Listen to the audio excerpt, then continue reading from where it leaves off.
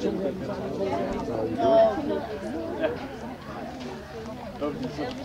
udvasker det også lidt den der... Så nu skal vi lige have... Altså hvis bare folk ved, hvad man stiller sig foran.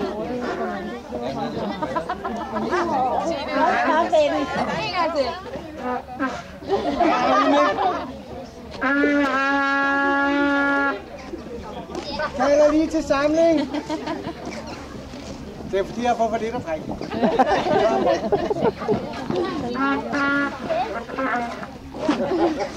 Det er rustent.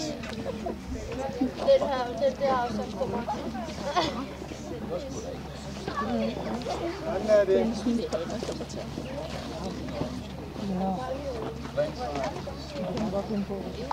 Kalder du lige på ind i stallen, Per? Jeg vil lige at tjekke, der er nogen i stallen. Der er jo lige folk sammen.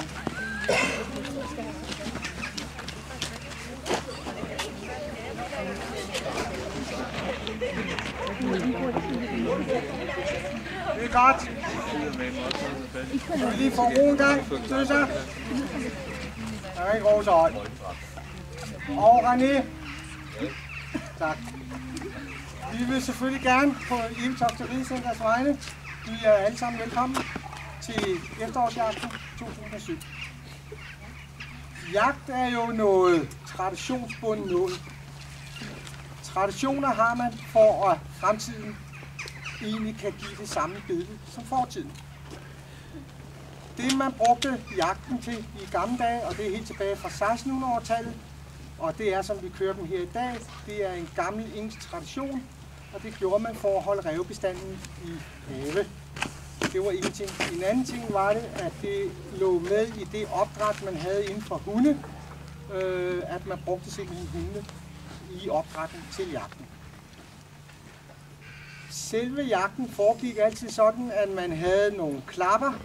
Det var dem, der ikke havde så mange penge. Så havde man nogle hundeejere. Det var dem, der havde lidt flere penge. Og de var som regel ansat som jæger rundt omkring i de forskellige skovdistrikter. Og så havde man nogle rytter. Rytterne, det var som regel adelsfolkene dengang, når vi går tilbage i tiden. Og det handlede om, det var stort set, at man fik klapperne til at jage dyrene ud af skoven.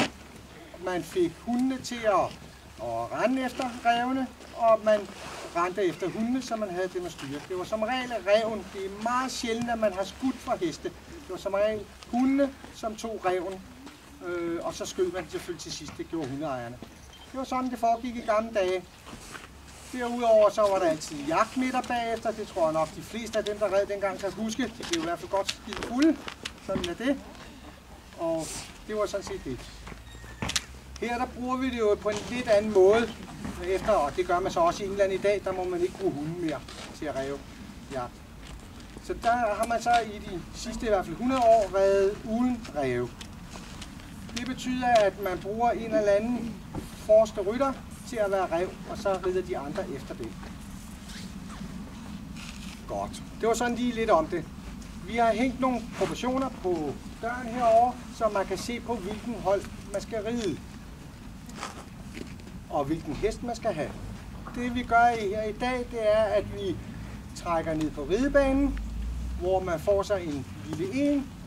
Hold 1 starter, vi rider lige lidt rundt på ridebanen, og så går vi ud. Så er det sådan, at jeg rider forrest, og cirka 10 meter efter mig, der rider Helle. Og så kommer I andre, og I må, den eneste regel, der er, det er, at I må ikke ride foran Helle.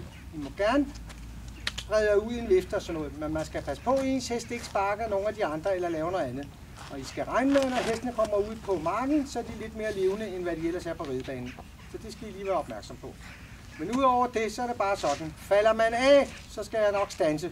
Men det er kun fordi det er lørdag. Ellers normalt så fortsætter man. Jamen, sådan er det.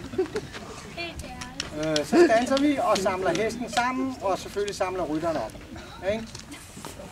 Så er der en, der har slået så meget, så tager vi bare hesten med, så henter vi jer senere.